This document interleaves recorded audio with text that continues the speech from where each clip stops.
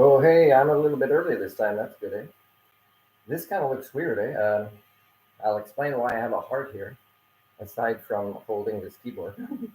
I'm borrowing this shirt, and must be an older shirt. No offense to the person that I'm borrowing it from, but you can see these collars are really like big, eh? Long and big. But I'm wearing my pajamas. I never promised to wear fancy pants. Just you can call me fancy pants if you want, but they're just pajamas and just an older shirt, no tie. Oh, somebody came on for a second and disappeared. That's weird. Okay, so this is the last one, and I mean, if you're hosting, let's say, a group counseling session and none of your patients show up, you know, do you show up and talk to yourself? Because then you'll become a patient eventually. So, the course will end today, but you can always ask me things about this theory, which explains your species and pretty much is linked to all of your social sciences and humanities. So you can always, in comments or by email or in any way, uh, ask me. Now, I haven't written that much about it. After this live session, which I will keep really short if nobody shows up, is I'll still do videos that are maybe a little bit more structured and prepared on the subject. It's my responsibility to do so. Otherwise, I'd be a hypocrite without talking about this, my own specialty, my own theory. Again, I'm not super motivated to put that much time into it, although it is one of the biggest concerns in the history of your species. It's just for me, it's I've been trying many years to bring this at the higher levels of your awareness, not just a little up and then suddenly back down, and then sometimes people go back down further than they were before they interacted with me and try to create the schemas to put everything together. And again, this is not a complicated subject, but it's almost like the brain rejects it. It's like it feels like withdrawal from non-reality. And I call myself, with religious people, I call myself a believer in reality. And then they think I'm a non-believer, and I think they're a non-believer, and that's when they walk away, because if they don't, then they have to enter a real philosophical conversation, which is not a comfortable thing up here for somebody that embraces religion. So I'm a believer in reality, and I'm not worried about giving plenty of current affairs or examples, even to the individual, about how HSD is affecting their lives, if I end up meeting any individuals that would like to mature into an adult human based on their species' own maturation process. In case they want to move away from home or get married or start a family or have a career that would be hopefully more part of the solution and not part of the problem. So, but that's hard because that's swimming against the norm as much as any other time in history. And you are shunned at this current stage of history, like all others, due in big part by HSD, um, to HSD. And it's because right now it's hard to notice how people are shunned. It could be linked to, acquiring credit. It could be linked to belonging to friends, circle networks, memberships in things. It could be whether somebody responds to them or not, whether they are judged behind closed doors. All these things. In the past, they used to be, go in the mountain, don't come back, otherwise we'll kill you, or we'll stone you right now, or crucify you, or bring you at the stake, kind of thing. And I'm not saying that the people that had these things done to them were always correct. I mean, sometimes they were not correct, but we have such a thing as the scientific paradigm that you guys are not really moving closer to. You're moving further away from, and embracing the non-reality, the non-believer, magical and supernatural paradigms. So again, nobody here right now. I'll give you a little bit of my psychohistory.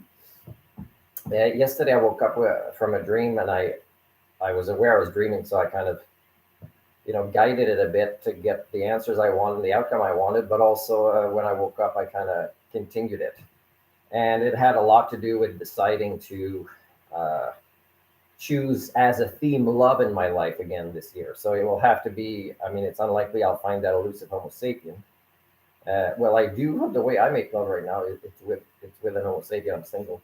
So, but if I find the elusive Homo sapien, I don't think so. But if I find half of one, and we seem to kind of want to try something as a couple, is I think I have to avoid talking about reality. And we actually probably would have to have this written agreement where, as societies during our lifetime will continue to crumble around us in the ones we live in at different rates than other ones in the world, but because we're all interconnected, you know, it's going to be, life is going to get harder. So we will need this loving support. And what we can do is talk about problem solving or goals or things like that, but not really discuss the philosophical aspects of it. I can do it, but it's unlikely I'll meet somebody that has that resilience up here that can deal entirely with being a believer in reality and discuss it in ways that is strategic at the maturation level of an Homo sapien. It's unlikely, but I would like love in my life, and that's a little bit where the heart is there.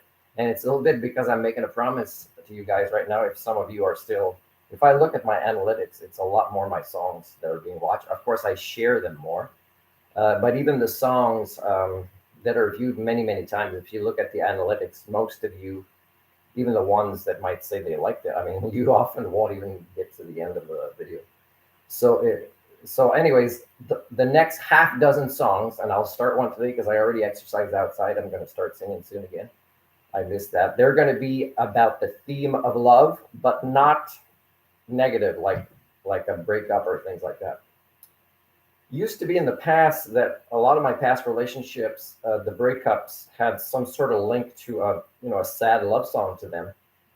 But it was at least 6 years ago, I would say, that there's there's no more. Even the ones that were linked to past relationships, they just don't mean that much to me anymore. These songs, it's almost like the toxicity when you kind of evaluate from the outside perspective later on of relationships that I've been in. Some of them, including the I would say the last. Well, I would say from 2012 on, I would say, and there's only been one long term in there, but all the ones I tried, they had high levels of toxicity. And I love music and I love songs, and I don't even want to associate a nice, sad, broken up love song to them because I don't even think they were worthy of that, and I love music too much. So now I'm going to put half a dozen songs as my next ones that are love related and that are positive related. By the way, if you're coming on, I don't see anybody right now. There's just somebody in the first second, and I don't think it was YouTube counting me and then realizing it was me. And I think maybe somebody came on quickly or was on my channel and then just maybe thought they'd come back in later or something, or maybe they were scared. Maybe they thought that somebody could see their own. It's funny. There's some types of recovery and healing where anonymity plays a favorable role, at least to some extent, during some parts of the recovery.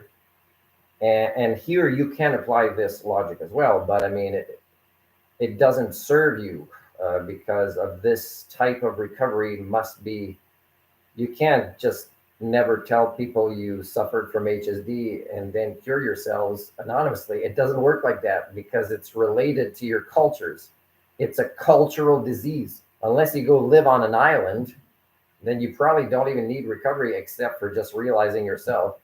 You're going to have this wheel of spinning brainwashing and attempts at assimilation of your person since you're a baby that's going to keep going in your head if you don't acknowledge the existence of such phenomenons through memetics. And memetics is not the same as what people call memes, which is a very short attention span type of nonsense that a lot of people put on the internet. But I'm talking about memetics. Memetics is one way to describe memetics better than meme is role modeling, and how that is a very powerful force unconsciously without language a lot of the time that has an impact on each other. When parents argue, by the way, and they think their kids can't hear or they're far away, and maybe they don't have enough language understanding at a young age, they still pick up the tone, they still pick up the energy in many ways. And it is harmful to do that. So it's better if they need to argue something to have like mediation or a couples counselor, or just ask to have a babysitter. And again, if they don't make progress and this relationship, it builds up triggers and bitterness, and it is toxic to raise a baby in this. And most people that have kids do not have that level of maturity, and they won't seek it out. They won't seek it out because HSD make sure that you're in the norm, and the norm is that most parents don't. So who wants to deviate from the norm when you can identify with most parents with what you're going through, because they're going through that lack of adult level relationship skills like you are. I mean, you'll just identify with them, and you don't understand. HSD has a lot about building like compound interest on itself, and it used to be you could measure, let's say, a doubling ratio of a toxic or counterproductive cultural pattern, let's say within a generation, and then it's becoming faster and faster as well. That certain behaviors, when they start, they are picked up really quickly, including in language, including devolving your own languages pretty much everywhere around the world. They just happen faster. So this is a way, I was saying in the past, that memetics is a powerful force that is still mostly misunderstood, and you can't get things like democracy to function without really having memetics be part of courses at every year of every schooling level. Really, it's to talk about the power of our role modeling, whether we are doing it consciously or unconsciously. That means we must mature as primates to actually have that force that we can't get away from, the force of memetics, how our behaviors, even our thoughts, are manifested in behaviors that are picked up by others. And then there's also, in the past, I said something I'm going to tell you here, and it's going to sound a little bit science fiction or fringe science or speculative, but I'm pretty sure that if this was measured in some way, and it would have to be that people discuss with me to discover a way to measure this, because it's kind of very different kind of science, is I realized in the charting of the acceleration of how HSD was spreading and was intensifying among your species all over the world, I was saying, even with the internet, for example, it's not enough. The spread is happening faster. Something else needs to explain this.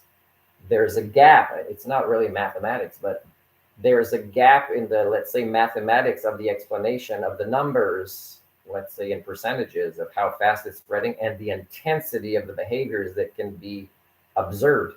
And part of the behaviors observed with HSD is not just somebody repeating a behavior that is counterproductive to them in their life or for their families or for their society or country. It's also that they are less and less able to use the higher functions of the brains. And that was accelerating at a way that even the internet and memetics, it would have to be almost that people were awake 24 hours a day and observing these counterproductive behaviors to actually account for this. So I didn't even think of it this way. It might have gave me the answer sooner if I did. But then I realized that during our dreaming state, whether this is accurate or not, that there's a collective unconscious that we can tap into, which also would be linked to morphic resonance, I think, or cognitive resonance. I'm not sure what term you want to use, for when somebody can be proven not to have observed or read something about or know about something, and yet the behavior is picked up. They learn something from some other scientist, let's say, working on the same thing without knowing who that scientist is, or they just kind of going down the same path of problem solving. And sometimes it's just random, right? Problem solving. But sometimes, like if you look at a monkey doing something on an island for the first time, and then teaching others, and then that same species of monkey somewhere else at around the same time of history is already picking up the same pattern. And it's not like they have cell phones and they say, hey, try this when you want to get that food.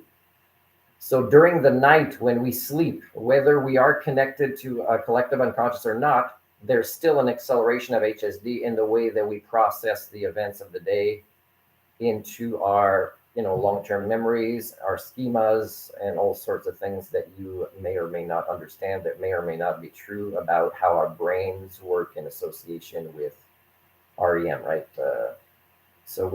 But I believe it is possible that species, without knowing each other, without the internet, and even viruses, there's a phenomenon on Earth, I believe, and it may be common to all other life on other planets. I mean, if we met extraterrestrials, it could be, oh, wasn't that obvious? When did you get? You haven't even figured that out yet and measured it.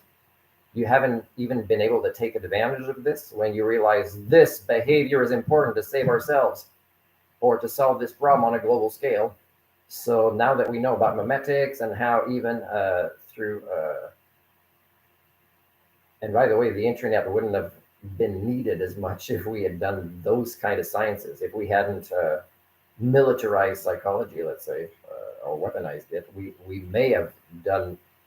But the way we do science, with so much shunning from the supernatural, the magical paradigms, is it's in science as well. So science is we always push people down until they die as scientists with new ideas, and then later we say, oh, they were brilliant, but we don't acknowledge that as a paradigm, it was self-defeating because we didn't undergo the maturation process. We had a lot of insecurities. We had a lot of counterproductive mimetic patterns that also infected the scientific paradigms, and so we can't even use science to save ourselves effectively.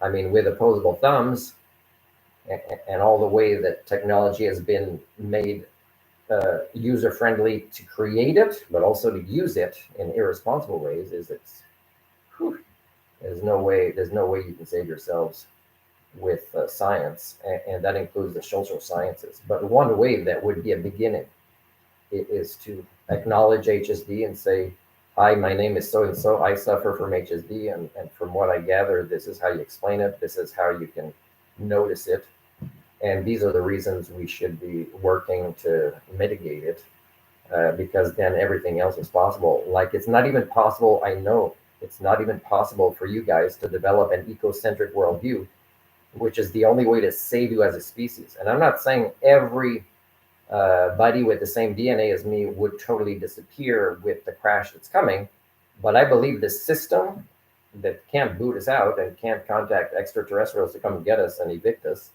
it would be that it'll be changing. Our species will be needing to change, and it won't be our choice. We won't be managing our own evolution. We will be changed in a way to hopefully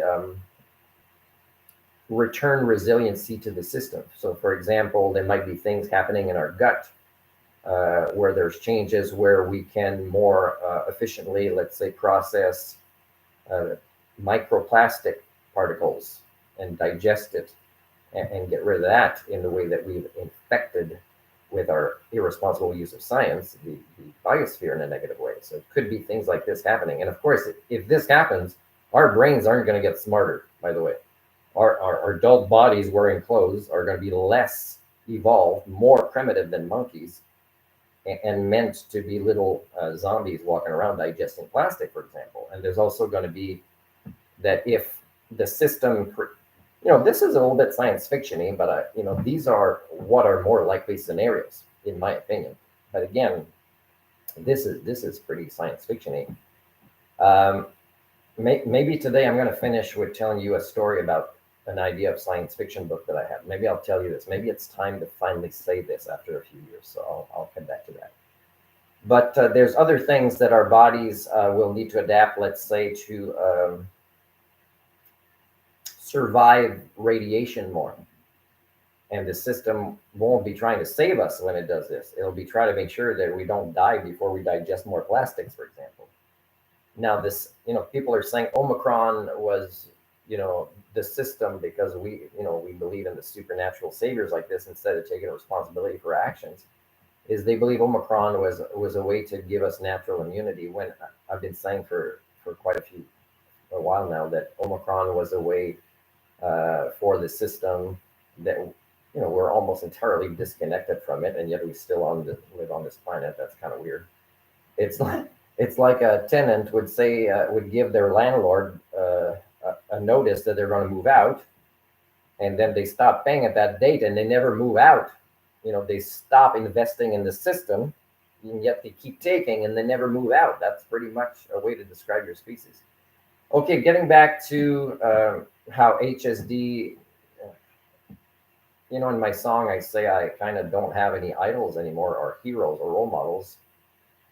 And it's because when you get a chance to get to know them, it's in a lot of ways, they are so inferior. And I have to say, Robert J. Sawyer, my favorite.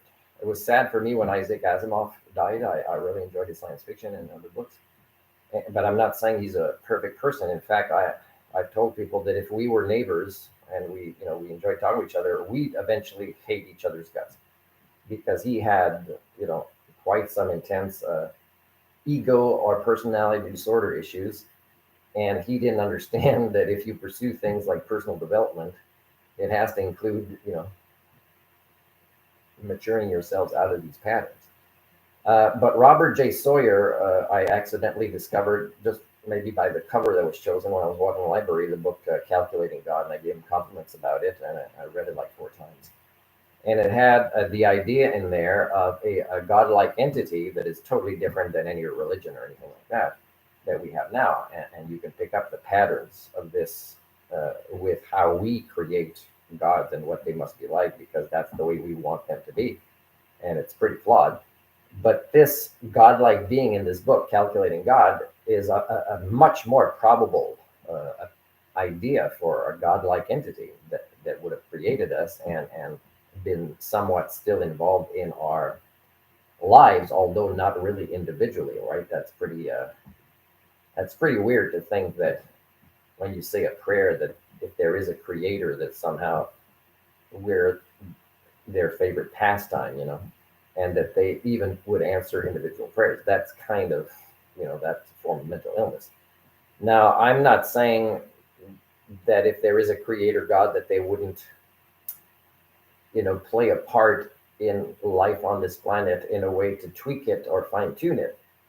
But to actually think that a God exists that responds to us and when people are certain that this happened, and of course it's the psychological phenomenon of, the secret or the power of intent, or random events, right? Or just, manifesting a wish by bringing it consciously. Because when you pray, you bring an idea and a wish consciously, and it has a bigger impact on how you manifest your own life and the world around you. It's more psychology that will explain it. Okay, coming back to this. So what I was going to do, I had an idea about half a dozen years ago of writing a book, right, that is based on a lot of things I put on the internet or I send out for free together. And then the second book of this trilogy would be what's the word? I'm not sure if I'll use the right word. It's when you are in charge of a book, but it's mostly written by somebody else. So I can't remember if it's editing, or I don't think it is. I'll write it in the notes later when I figure it out. So let's say I sent a question out there to, let's say, a famous philosophers or well-known people that talk about, bigger ideas, or, scientists of different varieties. And I would say, well, okay, so let's say next week, we detect, 1 or 2 flying saucers, or, extraterrestrial ships coming this way, and they have picked up our existence when they were passing by, and they're coming. And what would be their intentions? What would they notice we are? So looking at us more objectively from the outside perspective, which is what I've been trying to do as the doctor of humanics. But I'd be asking these scientists, how would intelligent, and of course, I would hope that they would define intelligence. They would define what the motives of these extraterrestrials are. Would it be that they're mostly curious about us? Are they impressed with the complexity of life on this planet, and they find us more or less part of this interest, but not maybe as much as other things? There's a lot of things, and I wouldn't want to guide them. I just make the question really long and say, here's different avenues where you may or may not choose to add in your answers. And the third thing, and again, I'm so disappointed in Robert J. Sawyer, and I don't know how he's doing right now, and but I know that I've I've never deleted any of our interactions, and his egocentrism is, wow, I can't believe, and this is one of the reasons I never want to get an Order of Canada, because if it puts me in the same category as a few people that I know, and I don't know everybody who's received them, but I know that I would probably disagree with being in the same company as a lot of the people there. And I'm not saying they didn't achieve great things in certain ways, but to be a well balanced person, human person, is I just don't know of anybody, and very likely I'd be surprised to find a well balanced person to be wanting to be in the same company of. Let's say they took a picture of us. So that's sad. But Robert J. Sawyer is. I told him, I said, and he never really wanted to have me explain my idea, but it would have been that I would have liked him to write, and it wouldn't have been really a sequel. It would have just been to include the idea of a few different things in the science fiction story, because we learn through stories, and they don't need to be nonfiction all the time to learn life lessons, or lessons about wisdom, what wisdom is, or ethics, or altruism, or the greater concept of referencing the outside world. It's not just about us, the ego. But again, I'm not even sure at this point of his life that he can write a book like this that is not, that would incorporate characters who can really do this, get outside of themselves. Um, Isaac Asimov was, in a lot of his books, able to do characters that have totally opposite ideologies that are not compatible, and yet could, as a writer, represent both of them really well in the debate.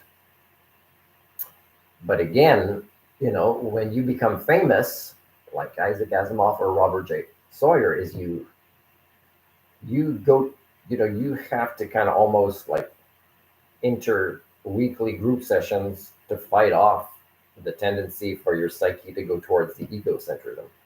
It's, look at Elvis.